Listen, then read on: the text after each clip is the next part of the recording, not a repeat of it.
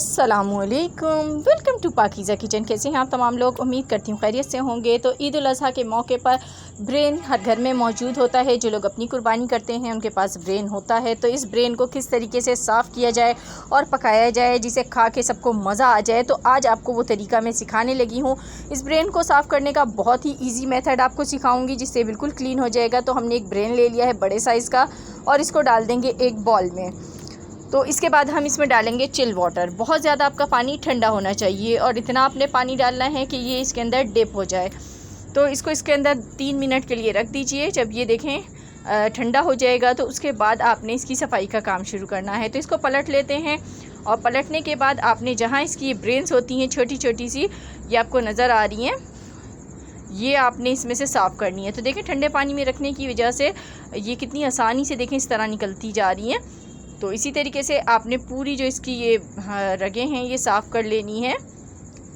तो ये मैं पूरा वॉश कर लेती हूँ। देखें कितना अच्छा से साफ़ सुथरा हो गया है। तो अब इसको हम निकाल लेते हैं। अब नेक्स्ट स्टेप की तरफ चलते हैं। तो यहाँ पे मैंने एक कढ़ाई में पानी को गर्म होने के लिए रख दिया था। तो अब इसमें आपने ब्रेन को डालना है। तो ब्रेन को उबालना बहुत ज़रूरी होता है, मगज़ को। तो अब इसमें आपने नमक हल्दी शामिल करनी है, 1/4 खाने का चम्मच, और इसको हम उबालेंगे तकरीबन 7 मिनट।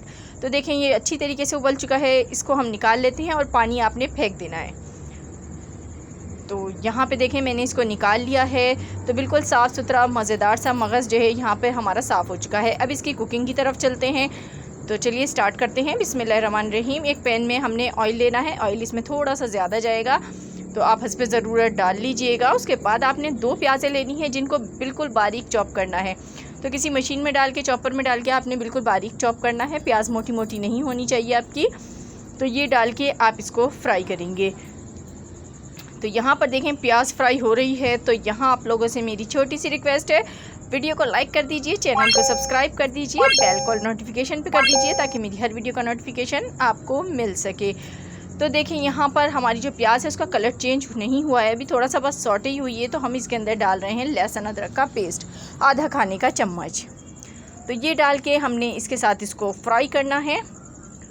तो 2 मिनट तक इसको भी इसके साथ फ्राई करते हैं। और देखें ये फ्राई हो गई है। तो अब इसके अंदर आपने मगज़ डालना है जो हमने पहले से उबाल के रखा हुआ है। तो इसको आपने डालने के बाद आप चाहें तो इसको छोटे छोटे पीसेस में डिवाइड कर दीजिए या फिर आप बड़े बड़े पीसेस में डिवाइड कर लीजिए, आपकी मर्ज़ी है। तो यहाँ पर देखें मैं इसकी कटिंग करने लगी हूँ। जब आप इसमें डालें उसके बाद आपने इसकी कटिंग करनी है क्योंकि पूरा ब्रेन जो है वो हिलाना मुश्किल हो जाता है और अंदर से सही से कुक भी नहीं होगा।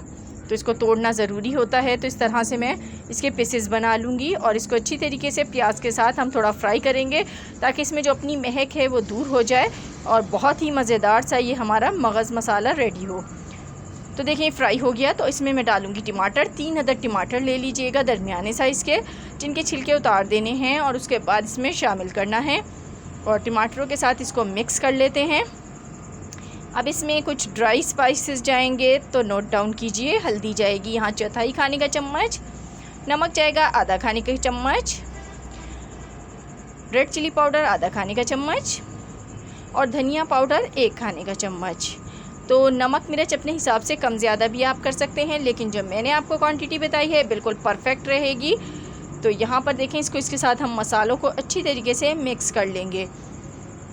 तो ये मिक्स करने के बाद आपने इसमें पानी बिल्कुल भी ऐड नहीं करना है। जो टमाटर हैं वो अपना पानी ख़ुद छोड़ेंगे और मगज़ भी पानी छोड़ेगा, उसमें ये अच्छी तरह से कुक हो जाएगा। तो इसको कवर कर दीजिए 10 मिनट के लिए लो फ्लेम पर।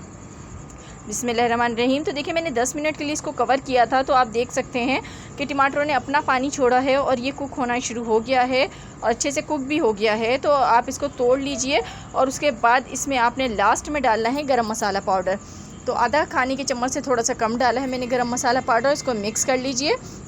इसमें पानी बिल्कुल भी नहीं रहना चाहिए। आपने अच्छी तरीके से इसको भूनना है, तभी इसका मज़ा आएगा आपको। तो यहाँ मैं इसकी अच्छी तरीके से भुनाई कर रही हूँ। तो ये तकरीबन रेडी है। लास्ट में देखें जब ऑयल ऊपर आ गया है सतह पर, तो अब आपने इसमें हरा धनिया और हरी मिर्च शामिल करनी है जिससे इसका जायका और ज़्यादा बढ़िया हो जाएगा और खाने वालों को मज़ा आ जाएगा।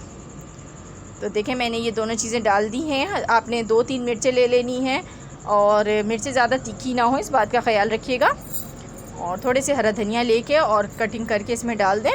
इसको मिक्स करते हैं, 1 मिनट तक कुक करूँगी, उसके बाद हम इसको उतार लेंगे। तो देखिए कितना मज़ेदार सा हमारा मगज़ मसाला बन के रेडी हुआ है। इतना लजीज़ है कि अगर आप 2 रोटियां खाना चाह रहे हैं तो आप 4 खा जाएंगे, और मेहमान तो तारीफ़ किए बिना रह ही नहीं पाएंगे। तो ज़रूर इस रेसिपी को ट्राई करना ईद पर, और मुझे फ़ीडबैक देना कैसी लगी आपको मेरी आज की रेसिपी। पसंद आई हो तो लाइक एंड शेयर कर दीजिएगा। मिलूँगी नेक्स्ट वीडियो में। खुदा हाफिज़।